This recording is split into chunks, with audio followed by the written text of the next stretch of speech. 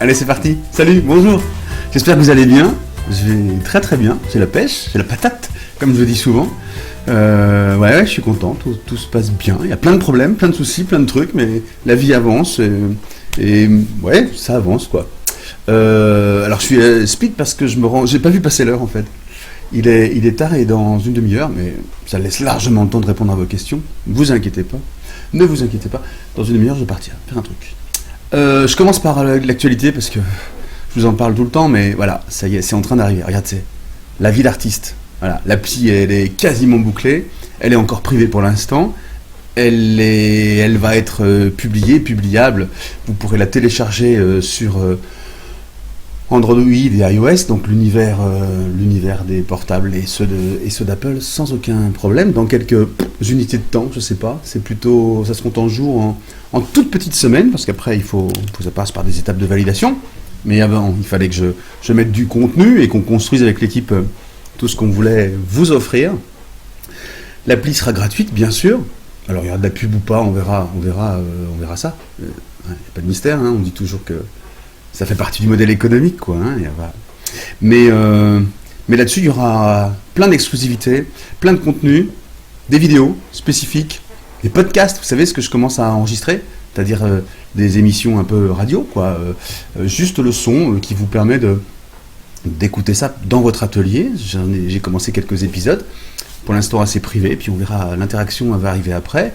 Des vidéos, des podcasts, de l'inspiration, un groupe, des forums, de la manière de publier pour vous vos travaux, des expos du coin, ben, plein de trucs. Bon, c'est super. Tout ça marche. J'y crois pas. J'y crois pas, ça fonctionne. Non, mais ça va pas marcher après, vous inquiétez pas. Hein. Les problèmes vont arriver quand on va lancer le truc. Pour l'instant, c'est magique, c'est exactement ce dont je rêvais depuis un moment. Et voilà. Bon, on arrête avec ce sujet-là. Et je passe au cœur du magazine, parce que vos commentaires le montrent. Vous aimez ça, ça vous plaît. Alors je sais pas si c'est beaucoup pour vous ou pas, mais il y a entre 1000 et 2000 personnes qui chaque semaine regardent ce magazine. Alors, je sais pas, il faut peut-être qu'on rajoute 2 zéros pour devenir une starlette, mais c'est pas le sujet en fait, c'est énorme, c'est vraiment génial. C'est pas tant la quantité d'ailleurs qui compte, c'est la fidélité que vous avez vis-à-vis de ces magazines. Ça veut dire que ça répond bien à une attente. Et puis la qualité, la chaleur de vos échanges, de vos commentaires, de vos remerciements, de vos encouragements. Ça, c'est une tuerie, quoi. Enfin, ça, je vous l'ai déjà dit, hein, c'est ma gasoline, c'est mon pétrole, c'est mon énergie. Ça, et puis autre chose, bien sûr, le magasin qui fait que ça continue de fonctionner et qu'il y a un écosystème, un modèle global qui fait que tout ça, ça marche. Voilà. Et on s'en sort, et on tient le coup. Bon, donc merci beaucoup pour votre fidélité. Je ne le répéterai jamais assez. On y va pour la réponse aux questions de la semaine. Alors, vous avez vu, je suis ébloui, il y a une espèce de contraste assez... Il y a du soleil, quoi. Ça fait un moment qu'on l'attendait. Il fait toujours pas très très chaud. Enfin, je suis quand même... j'ai enlevé, il n'y a plus de pull. Mais bon, voilà, c'est moyen. Mais par contre, il y a une luminosité extraordinaire. Il y a une espèce de store qui occulte un peu la lumière, mais j'ai quand même le soleil dans la figure, vous avez vu. C'est... Peu importe. L'important, c'est que vous voyez globalement ce qui se passe. Ça veut dire pas grand-chose. Et surtout que vous puissiez entendre la réponse que j'apporte à vos questions. Voilà. Allez, c'est parti. Merci pour votre patience. L'intro était un peu longue. Émilie. Salut Émilie. Comme je t'ai dit précédemment, j'ai appliqué plusieurs couches de vernis en spray. Est-ce que je pourrais rajouter une couche de vernis liquide par-dessus ou bien les deux sont incompatibles? Ah oui, et cette fois-ci, Émilie, alors c'est dommage, c'est pas facile à partager. Il faudrait que je vous montre l'écran. On va pas tester le truc, hein, ça va être le bazar. Parce que j'ai 2 écrans, hein, un de contrôle et puis un avec toutes les questions que vous me posez. Et donc, Émilie, elle a eu la gentillesse de montrer un tableau accroché d'ailleurs qu'elle a fait qui est vachement sympa. C'est un port, c'est très très épuré, c'est très chouette. Ouais, j'ai un petit peu, voilà, il y a un petit peu de reflet, mais peu importe, c'est très très bien foutu. Par contre, Émilie, je vois pas du tout le problème du vernis, tu sais, puisque comme tu as fait une photo qui est pas rasante, voilà, on voit pas les différences de matité. Mais donc on continue de discuter sur ces problèmes de vernis. Tu as passé des couches de vernis en spray, et t'es pas satisfaite. Si tu as utilisé Si tu es dans la même gamme de vernis, il n'y a pas de problème pour que tu finisses avec un vernis en épaisseur. Je me souviens plus de ce que tu as utilisé comme vernis en spray en dessous. Dans tous les cas, si tu n'es pas satisfaite, si tu ne vas pas passer... Voilà, tu peux vernir au-dessus avec un vernis. Dans ce cas-là, prends, en toute sécurité, un vernis mixte pour mettre au-dessus. Un vernis mixte qui va avec des vernis, avec des solutions à base de solvant et à base d'eau. Tu prends un vernis mixte et tu pourras l'appliquer. J'espère. Prenons ce pari-là, d'accord? Voilà. Laurence, bonjour Fred, et toute la sympathique équipe. Ouais, cool. Ah oui, c'est vrai, j'en parle pas souvent. Un jour, je vous les présenterai. Ils veulent pas, en fait, se montrer à la télé. Vous savez, c'est un truc un peu particulier de se montrer sa tronche tout le temps en vidéo. D'ailleurs, si vous regardez les toutes premières vidéos, ça se voit que c'est un peu particulier. La technique et tout ça a un peu évolué. Ça devient un peu un réflexe où on oublie ça. Et puis comme moi, c'est le moyen que j'ai pour pouvoir discuter avec vous tous, ça me gêne pas. Mais c'est vrai que, bon, pour l'équipe, c'est pas toujours facile. Voilà. Vous les avez au téléphone quand vous appelez au magasin, quand vous appelez pour avoir des conseils. Vous avez l'équipe au téléphone. Ils sont tous super, super sympas, super cool, passionnés par leur travail. Mais je vais avoir du mal à les mettre ici en vidéo. Pourquoi je racontais ça? Ah oui, parce que Laurence dit, elle commence par « Bonjour, toute la sympathique équipe ». Ok. Dans les vidéos de Nicole, elle utilise souvent du médium avec ses peintures acryliques. Pouvez-vous me dire si c'est du Bindex, liant, etc. Car je ne le retrouve pas dans vos articles proposés à la vente et elle ne donne aucune indication particulière. Mais ce produit semble lui être indispensable. Merci de bien vouloir éclairer ma lanterne. Alors Laurence, ok. Les vidéos de Nicole, en fait, c'est pas des vidéos que j'ai tournées moi, c'est des vidéos qu'on a... C'est un accord que j'ai avec l'éditeur, comment on appelle ça? Le producteur de Nicole, pour pouvoir diffuser ces vidéos super intéressantes. Et donc, on n'a pas travaillé en amont, si tu veux, avec Nicole, pour dire c'est tel produit, tel truc, tel machin. Nicole utilise du médium acrylique. Alors, le médium acrylique, tu as de la liberté avec ça.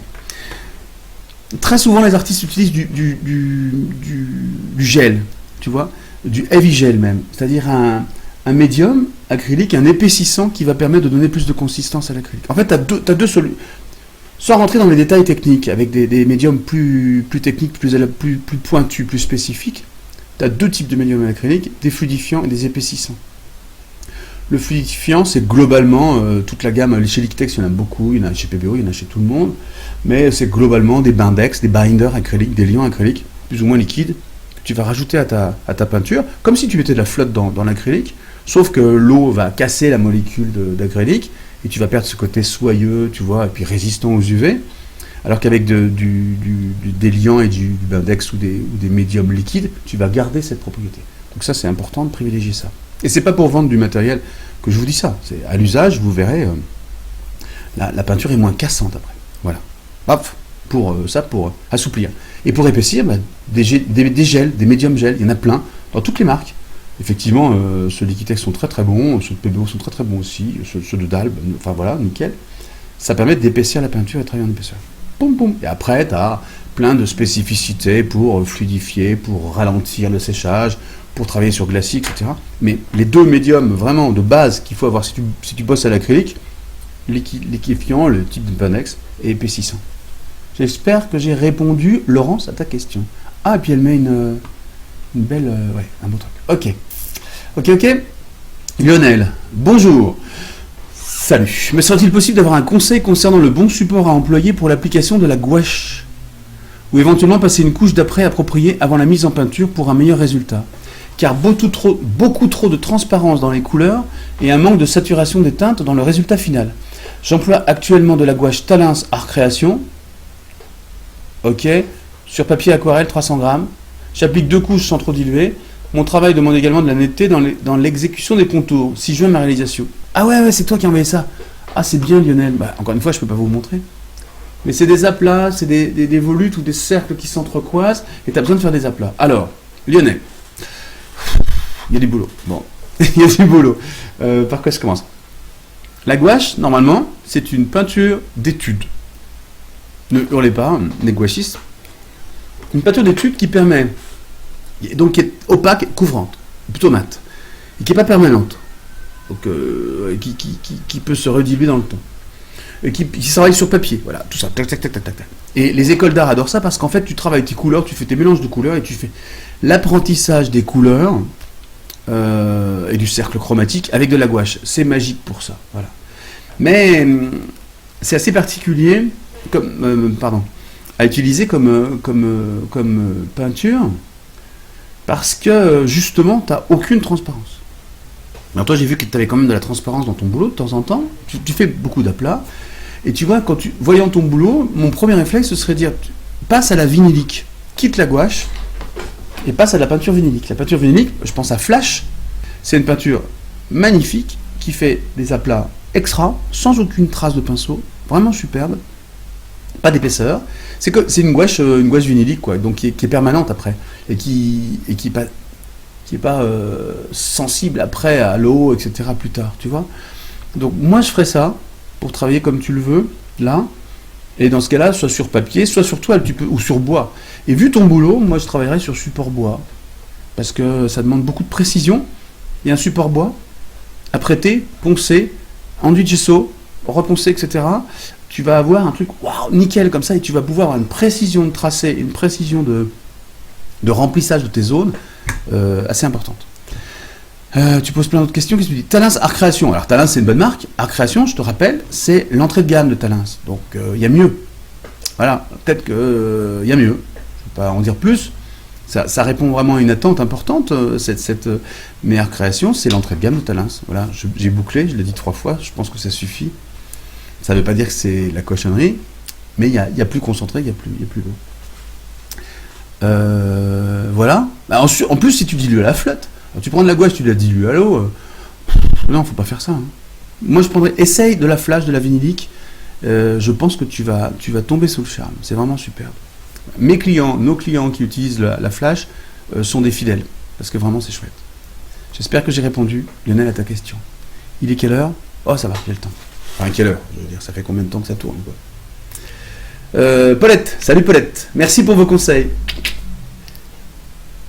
Et cette vidéo, d'accord. Même question que Faune, dans le sac plastique, combien de temps et ensuite à l'air libre, s'il vous plaît. Merci pour la réponse. Blablabla. Encore un grand merci à vous deux. Alors après, je vous dis de quelle vidéo elle parle, sinon c'est un peu compliqué. Esquisse d'un buste en sculpture. Alors, esquisse d'un buste en sculpture. Oui, c'est vrai que l'esquisse, on l'a pas fait en une fois, on l'a fait en plusieurs fois. Et donc, ce qu'on disait, c'est que d'une fois sur l'autre, tu prends ton buste, ton travail, et tu la mets dans un sac plastique un peu humidifié, et ça permet de ralentir le séchage de la terre. Alors, je tiens à vous rappeler que la terre, avant d'être cuite, ne se transforme pas en séchant. C'est-à-dire que le séchage, c'est l'évaporation de la flotte. Donc c'est réversible. Si ton travail est trop sec, tu peux le réhumidifier, réintroduire de l'eau, et tu vas ramollir l'ensemble. D'accord ? C'est pas réversible. Une fois cuit, par contre, ça c'est irréversible. Tu transformes la molécule. Il y a une transformation de la matière. Donc là, il n'y a pas de transformation. Et pour garder, donc, d'une fois sur l'autre, la souplesse, l'élasticité de la terre, on la met dans un sac plastique. Voilà. Bon, ça, j'ai répété ce qu'on avait dit dans la vidéo, je crois. Mais tu dis combien de temps? Bah, combien de temps? Une semaine, quoi. Tu vois, ça correspond. Les usages, c'est souvent un cours hebdomadaire. Et d'une séance sur l'autre, on peut le mettre dans un sac. Après, ça dépend vachement des conditions d'humidité, d'hygrométrie, tout ça, plein de trucs.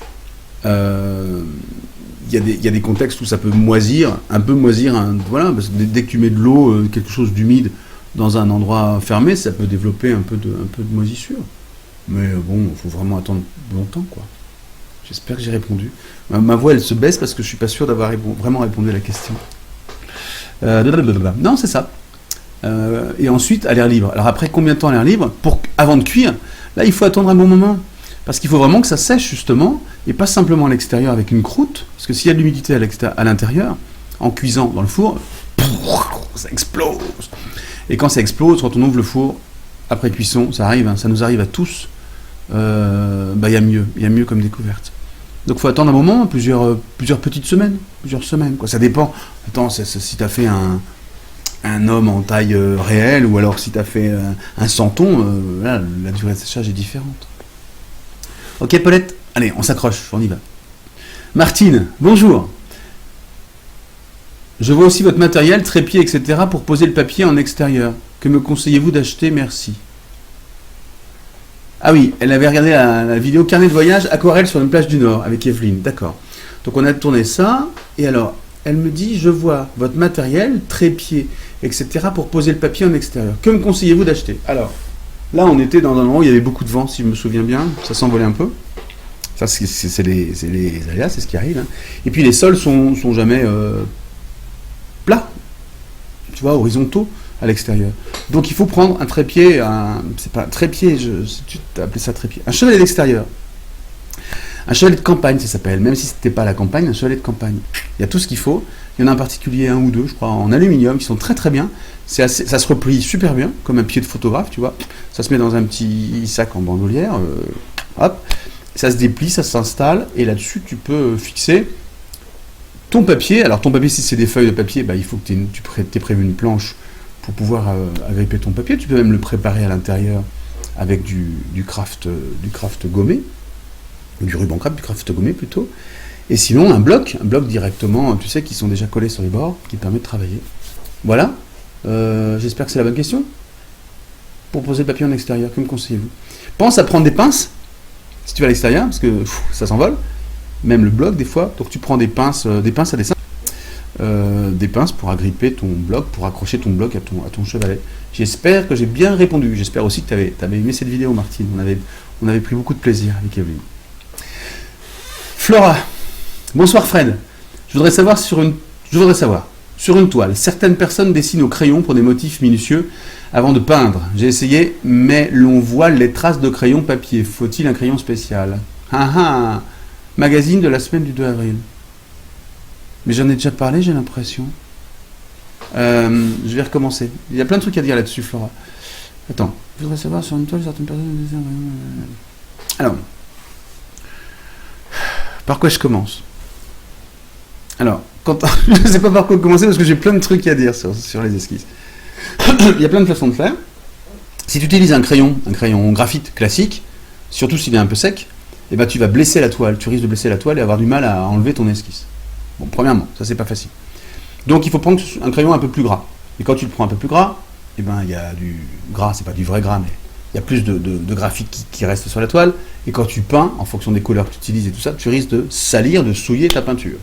Hein, c'est bien ça que tu disais, Flora. Ça m'est arrivé aussi. Alors moi, j'utilise souvent des crayons pastels, dans des couleurs un peu les terres, tu vois. Des terres, des marrons clairs, etc., des jaunes, qui souillent pas la couleur. Ça te permet de faire ton esquisse de manière précise, mais ça salit moins la couleur, surtout quand tu prends des crayons pastels qui sont dans la couleur du fond que tu vas faire, quoi. Si tu fais par exemple un ciel avec des nuages, bah, si tu veux faire l'esquisse de tes nuages, tu les fais avec un crayon bleu tout pâle. Comme ça, en peignant, bah, ça ne va pas souiller. C'est vrai que si tu prends un crayon gras, pour que ça marque bien, ça va souiller. Voilà. L'autre possibilité, bien sûr, c'est de prendre, comme beaucoup de gens font, et historiquement on faisait du fusain. Des bâtons de fusain, de saule brûlée, là, du fusain pour faire ça. Alors là, ça souille vraiment. C'est pas dégueulasse, mais c'est sale, quoi. Ça va se diffuser dans la peinture. Donc, ce qu'il faut faire, c'est que tu fais ton esquisse au fusain, et après tu prends un chiffon, t'enlèves tout l'excédent, donc ça salit tout, mais ça enlève au moins l'excédent de graphite qui va aller, normalement, sinon, salir la peinture. Voilà, ça c'est la possibilité, et il y a des gens aussi qui fixent. Alors moi j'aime pas. Il y a des gens qui, une fois qu'ils ont fait l'esquisse au fusain, qui fixent avec un fixatif, pour pouvoir justement avoir une espèce de, tu vois, une couche intermédiaire entre le fusain sale, et puis ce que tu vas peindre après. Mais moi j'aime pas parce que tu te retrouves avec une surface qui est pas agréable à travailler, je trouve, à l'huile comme à l'acrylique. Moi ce que je fais c'est ça, hein. Je prends un crayon dans la dominante, dans une couleur douce du travail que je vais faire. L'autre possibilité, à l'huile ou à l'acrylique, à l'huile, c'est de travailler au pinceau directement, de faire ton esquisse au pinceau, de tracer directement tes formes avec un pinceau dilué, donc soit à la térébenthine, soit à l'eau, ou soit avec un médium, dans la peinture pour pouvoir faire ton esquisse. Mais là, tu vas pas avoir une esquisse très précise. Hein. Tu vas avoir vraiment le positionnement de tes différentes zones, tes formes. Voilà. Est-ce que j'ai bien répondu? Enfin, je sais pas. Est-ce que j'ai répondu à ta question? N'hésite pas à me poser d'autres questions si ça ne suffit pas. Et puis on va finir par Nicole qui dit « Bonjour, je découvre par hasard votre vidéo. » Comment ça par hasard? Comment ça? Peut-on le faire avec des enfants de maternelle? C'était quoi? Comment transférer une image ou une photo sur toile? Alors là, le par hasard, il doit y avoir, je sais plus, 300 000 vues ou je sais pas combien sur cette vidéo où je m'étends, où je raconte ma vie, je fais le tour de Rome et tout. J'étais tellement content d'avoir trouvé ce truc-là que je me suis pas laissé beaucoup de temps et j'ai tourné la vidéo très vite. Alors sur le coup c'était bien, le problème c'est qu'il y a des centaines de milliers de vues et donc là-dedans il y a plein de gens qui trouvent que vraiment je raconte ma life et que c'est pas intéressant et que je pourrais la fermer et que je pourrais être directement à l'essentiel. Or sur YouTube, quand on a tourné une vidéo comme ça, on peut pas la supprimer ou la remplacer ou couper des trucs, t'as pas le droit, sinon tu perds toutes les vues qu'il y a avec. Donc tant pis, faut supporter toute l'introduction verbeuse. Voilà, c'est comme ça m'apprendra. Donc, bref, Nicole, je réponds à ta question. Peut-on le faire avec des enfants de maternelle? Transférer une image ou une photo sur toile? Bah oui, on peut tout faire avec des enfants de maternelle, il faut les surveiller. Alors ça, c'est avec du Bindex, du binder acrylique. C'est pas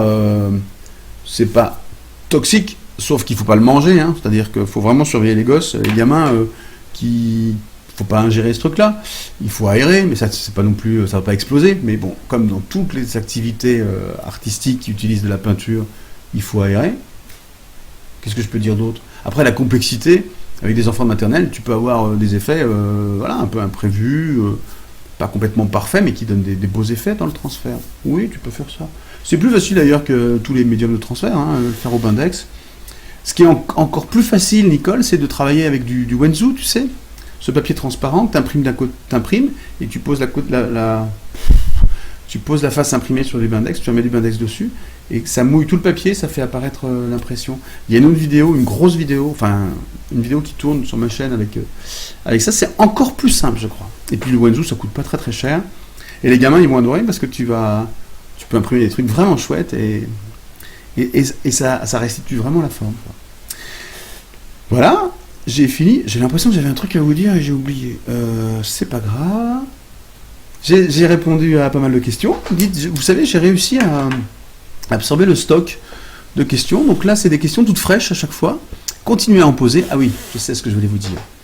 Par rapport à pas vos critiques, mais à vos conseils. Dis donc Fred, tu pourrais nous parler un peu d'huile, nous parler un peu de pastel, etc.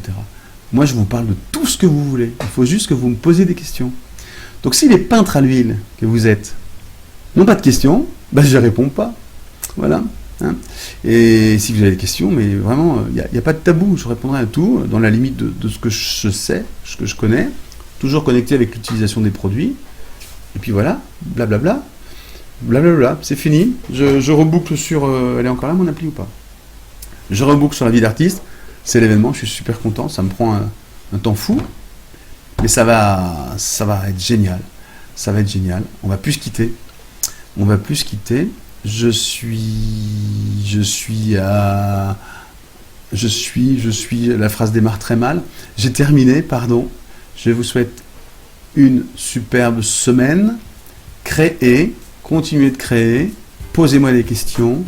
Ratez, testez, progressez. Tout ça, c'est des ordres. C'est une invective. Ça nous fait tellement de bien de créer qu'il faut vraiment se laisser du temps dans sa vie pour ça. Voilà, quel que soit le niveau où vous vous trouvez, quelle que soit l'estime que vous avez de vous artistiquement, ça compte pas, c'est pas ça qui est important, c'est des sous-produits, c'est des résultats. L'important c'est de créer, de se faire du bien et puis de progresser, d'une façon ou l'autre. Ok? Bon salut, donc bonne semaine et à très très bientôt. Ciao. J'ai perdu ma souris et la souris va me permettre de faire